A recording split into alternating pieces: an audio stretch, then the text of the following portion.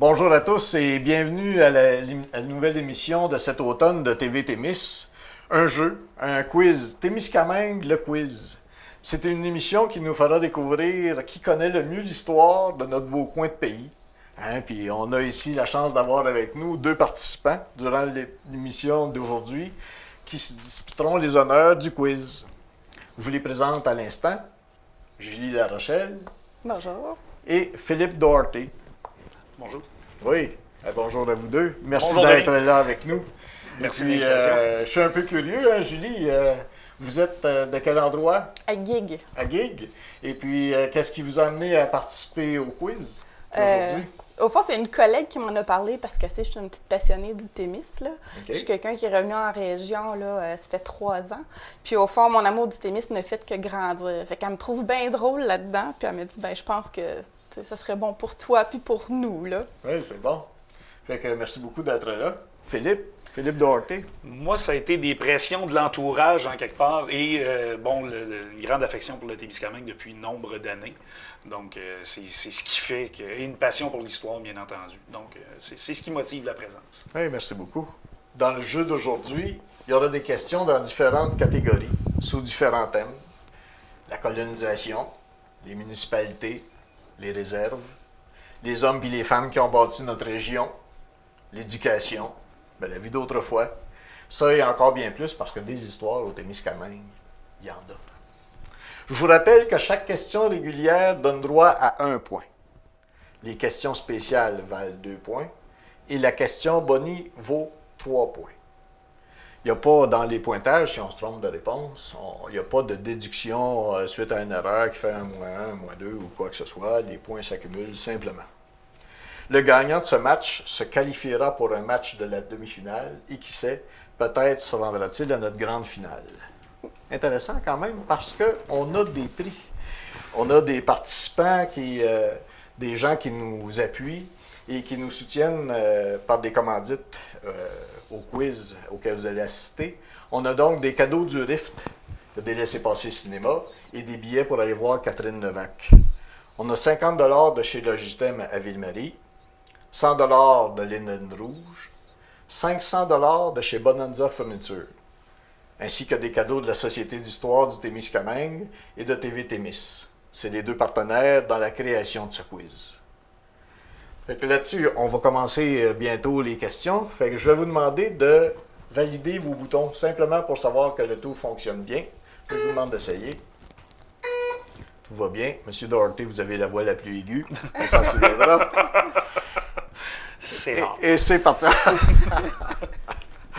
Là-dessus, on commence. Première question. Quel était le principal moyen de transport des Algonquins l'été? Le canot. Le canot d'écorce.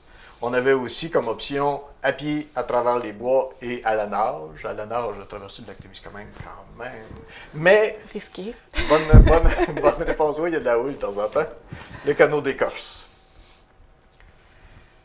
Les Algonquins étaient des nomades. Vrai ou faux? Vrai.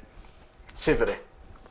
Les peuples nomades vivaient de chasse et de pêche, et les sédentaires vivaient de l'agriculture et de l'élevage.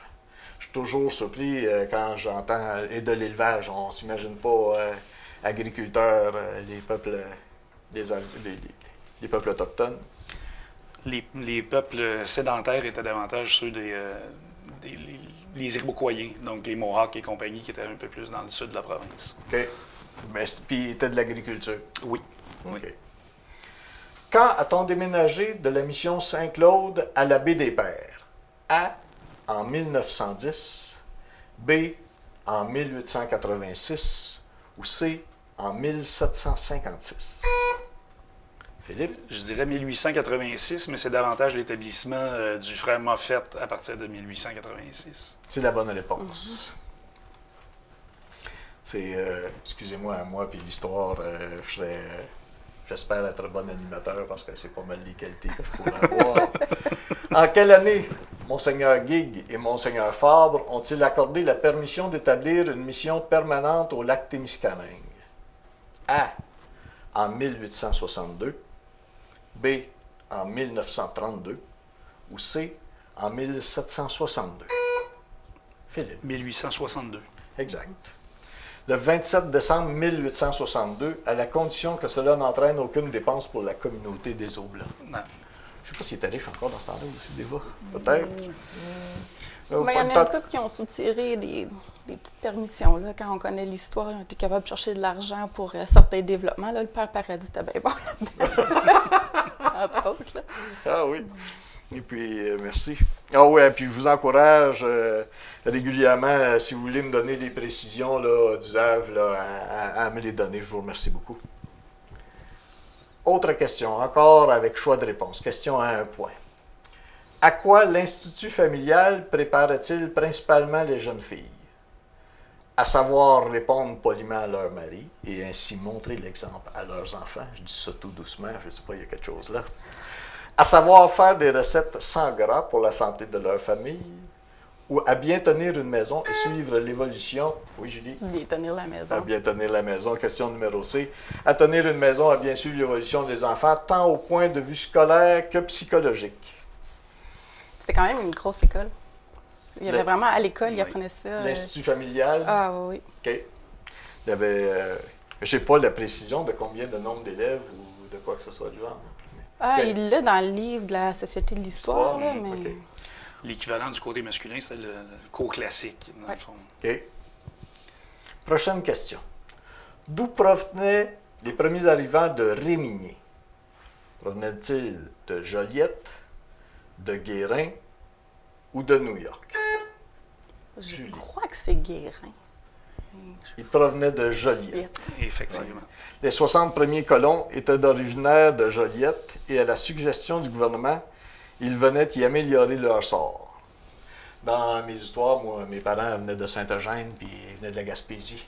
Et puis, j'ai tout le temps entendu, ils devaient se faire traiter de, en tout cas, pas nécessairement de qualificatif de s'en venir jusqu'au Témiscamingue. Puis quand les oncles sont venus voir le terre, ils ont dit « Hey, ils ont-tu bien fait? » Mais ça, ils savaient après. Il y a une question qui s'en vient, mais avant, pour 1 point. Comment appelait-on une camisole autrefois? A. Un petit corps. C'est le A. C'est le A, un petit corps. C'est ça. Oui. J'avais un capot de chat, puis des culottes à grand manche, mais un petit corps. J'ai posé cette question-là, moi, à ma mère. Ah oui? Elle n'a pas eu la bonne réponse. Ah, non. Elle pensait que c'était des culottes à longue... des culottes à longue Des manche, culottes à là. grand manche? là? Ouais. Oui. Non. Un petit corps. Nos amis français appellent ça un Marcel. Ah! Oui. On ne cherche pas c'était qui le gars. Question spéciale, excusez-moi. C'était facile. Question spéciale, on a une image. Cette question vaut 2 points. Puis il y a un droit de réplique si c'était nécessaire. Vous reconnaissez une église sur cette image. Ma question, dans quel village pouvait-on voir ce bâtiment? Toujours particulier au niveau de la force de la construction. Oui, Je crois que c'est la Verlochère. faux. Droit de réplique à Julie. Je dirais Ville-Marie. À Ville-Marie, non plus. C'était l'église de Saint-Eugène de Guigues. L'église a été construite, moi j'étais un petit gars de Saint-Eugène, puis j'ai fait exprès pour le G, mais je me fais taquiner avec ça. Il y avait 2 petites fausses tourelles dans le coin typique de Saint-Eugène, puis dans le haut, là, juste sous le clocher. Et puis, oui, particularité de l'église. Elle a été construite en 1919, après avoir été détruite par un incendie 2 ans plus tôt. Fait que l'église de Saint-Eugène a donc subi 2 incendies. De nouvelles en 2014. Une 50aine de bénévoles a procédé à la reconstruction et on a inauguré le tout 1 an plus tard. On revient donc aux questions régulières, à choix de réponse. Quel était le rôle des Amérindiennes au début de l'histoire? A. Le commerce des fourrures. B. L'éducation des enfants. Ou C. Le nettoyage du gibier. B. L'éducation des enfants. Je regrette. On me dit C. Le nettoyage du gibier, le fumage du poisson, la confection des vêtements et l'éducation des enfants. Excuse-moi. Ah, Ben, bon. là, je m'excuse pas, c'est toi qui m'as coupé dans le fond. Je suis correct. Mais, D'où l'importance d'attendre la fin. la fin de la question, ben pas toujours. Hein. Il y a un risque à prendre et puis y aller. Puis, oui, c'est intéressant. Prochaine question. Quelle bande amérindienne du Témiscamingue administrait complètement son système d'éducation? A. Le Long Point de Winoway. B. Les Premières Nations de Notre-Dame-du-Nord. Ou C. Kipawa. Julie. Je crois que c'est B. C'est B. Première Nation de Notre-Dame-du-Nord. Je dirais non. C'est le Long Point de Winoway qui administrait complètement son système d'éducation. Prochaine question. Qu'est-ce qu'un python? Un vieux cheval. B. Un vieux coq. Ou C. Un vieux cochon. Julie. A. A. Un vieux cheval. C'est B. Un vieux coq. Désolé. Comment se nomme la grosse scie à deux manches? A. Le godin d'or. B. La ciotte. Ou C. Le boxeur. Le boxeur. Le boxeur, non, le godin d'or. À deux manches, aux deux Oui. extrémités. Tout à fait. Oui, on parle du godin d'or ici. Question suivante. Excusez-moi. Qui étaient ceux que l'on appelait les tigidis sur le chantier? C'était des jeunes garçons de 13-14 ans employés pour s'occuper des chevaux. B. C'était de jeunes garçons de 13-14 ans employés à la cuisine. C. C'était de jeunes garçons de 13-14 ans employés pour durcir et glacer les chemins. Julie? La dernière. La dernière C, c'est vrai, c'est ça. Des jeunes garçons employés pour durcir et glacer les chemins. Travailler la nuit. Travailler la nuit? 13-14 ans. Pour que ce soit prêt pour le lendemain. C'était quand oui. Il n'y a c'est pas les vrai. mêmes règles à cette heure, hein? Non, on pourrait pas. 13-14 ans sortir de nuit avec les loups et tout, oui, c'est pas. Aujourd'hui, on y va plus sûr. La CSST ne voudrait pas non plus. Autrefois, les mœurs voulaient que l'on garde le plus longtemps possible le secret de la grossesse. Vrai ou faux? Vrai. Philippe, c'est vrai. On cachait l'arrivée prochaine d'un bébé. La mère dissimulait son état le plus longtemps possible. Oui, c'était principalement pour éviter d'attirer le mauvais, d'attirer le méchant, souvent. On voulait éviter les mauvais sorts. Quand on entend que c'était qui amenait des oiseaux ou quoi que ce soit, non, ça ne va pas jusque-là probablement. Là, je pourrais pas me prononcer. C'est correct. Le curé Gauvin est surnommé docteur par la population de Guérin. Quelle était la raison de ce surnom? A. Il était réellement médecin. B. Il avait soigné les gens lors de la grippe espagnole en 1918. C. Il était vétérinaire. B. B. C'est la bonne réponse. Lors de la grippe espagnole en 1918-1919, les gens tombaient. Comme il n'y avait pas de médecin sur place, le curé se chargea de les soigner. Malgré la contagion, il les sauva tous.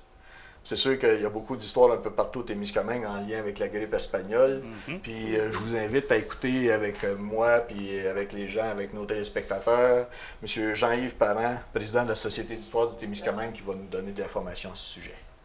Après la Première Guerre mondiale, en 1918, les soldats qui revenaient des tranchées d'Europe ont rapporté avec eux une grippe qu'on a appelée la grippe espagnole.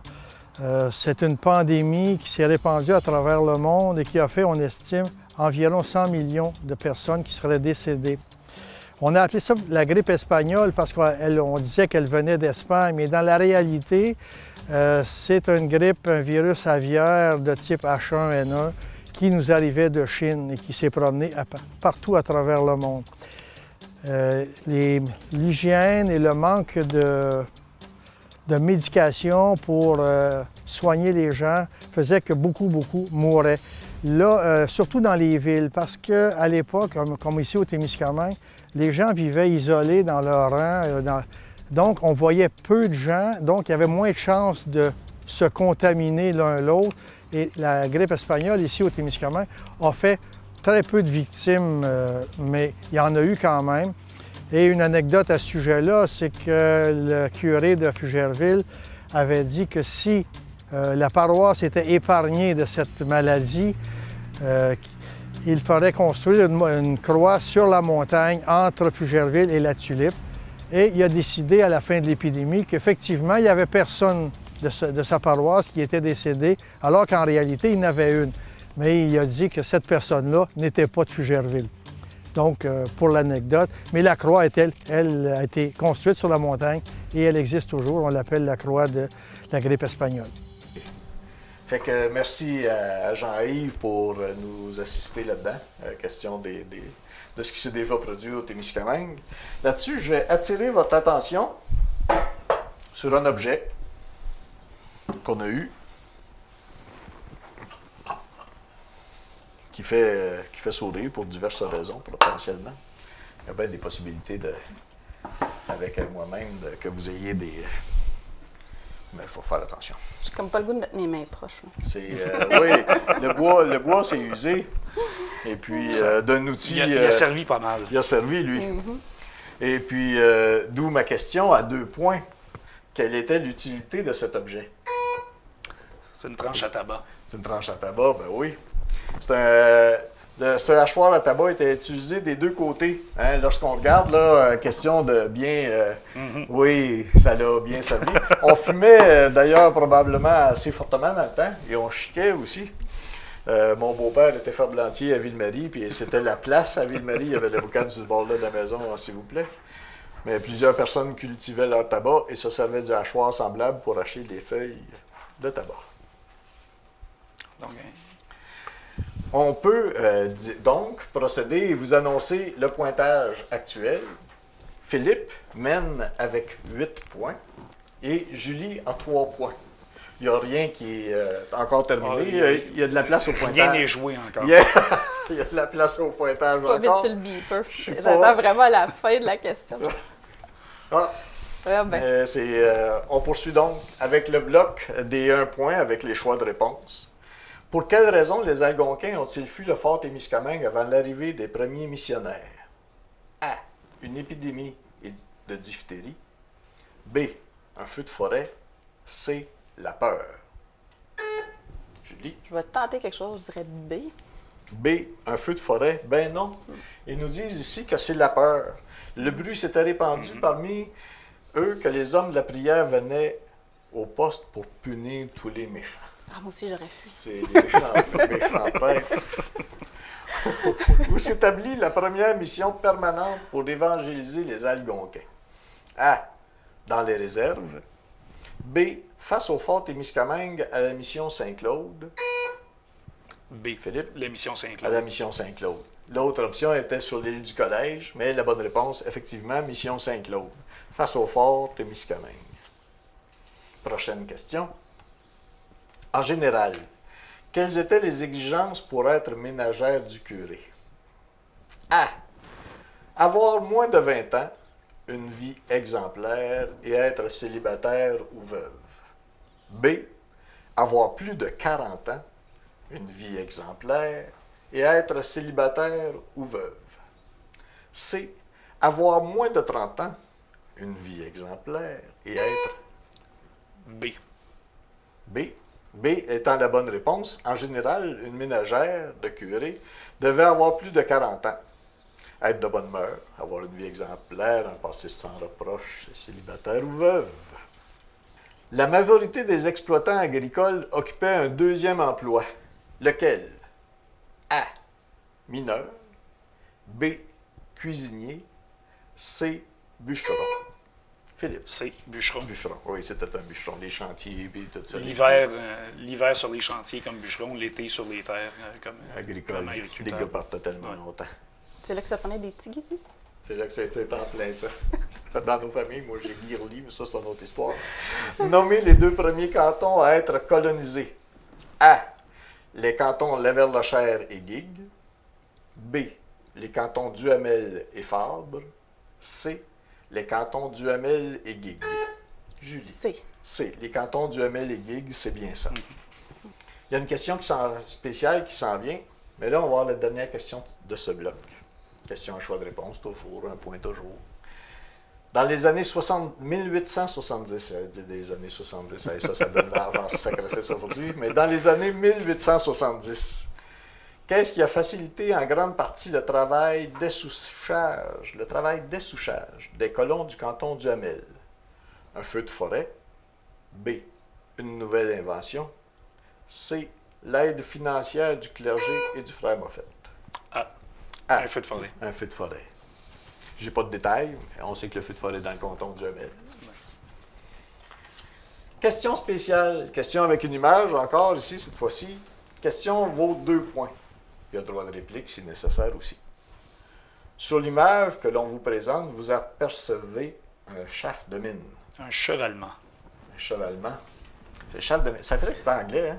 Un shaft de mine. Ou un chevalement, j'aime ça. Aussi. Oui, ou on me dit en français un puits de mine, mais un chevalement, j'aime ça. Oui, ben, étant natif de Val-d'Or, le terme chevalement est très, très utilisé. Oui. C'est-à-dire un tunnel vertical creusé pour exploiter les ressources minières du sous-sol. Ma question, le shaft que nous apercevons est le shaft numéro 1 de quel endroit? Philippe. Je dirais Belle-Terre. C'est Belle-Terre. Parce qu'il y a Belle-Terre et la Tulipe qui a eu des mines au Témiscamingue, la mine Lorraine à la Tulipe et la mine de Belle-Terre, justement. Oui, on entend parler. Ah, mine Lorraine, la tulipe, quel matériel? L'or aussi? La Tulipe, je crois que c'était principalement l'or, mais il y avait de l'argent aussi. Si je me souviens bien, je suis pas certain. Les mines C'était de Bruno de Guigues, c'était de l'argent. Oui, C'est pour ça qu'il y a le cadran solaire avec justement une réplique effectivement. d'un Du chevalement. Oui. Mais Ouais. la différence avec la mine d'argent de Guigues s'est développée vraiment avant la colonisation. là. C'était déjà les Algonquins exploitaient le gisement gisement. d'argent ici à Guigues. Intéressant. Oui. Question Bonnie, Témiscamingue ontarien. Question de 3 points avec droit de réplique. L'École des mines a débuté ses activités en 1912. Elle offrait des cours à temps partiel dans le cadre du programme d'études secondaires. De quelle école dans le Témiscamingue ontarien? Je peux répéter la question si vous le voulez. L'École des mines a débuté ses activités en 1912. Excusez. Elle offrait des cours à temps partiel dans le cadre du programme d'études secondaires. De quelle école dans le Témiscamingue ontarien? L'école Sainte-Marie de New Lescure. Non. Non. Droit de réplique. On s'il vous cherche un cherche le village nom ou d'une école. de l'école. Oh, je n'ai pas de nom d'école ontarienne. On m'informe ici le. Ben, t'étais pas loin avec le nom de l'école le village, là, mais voilà pas pire. Parce qu'on cherchait le Hillsbury High School.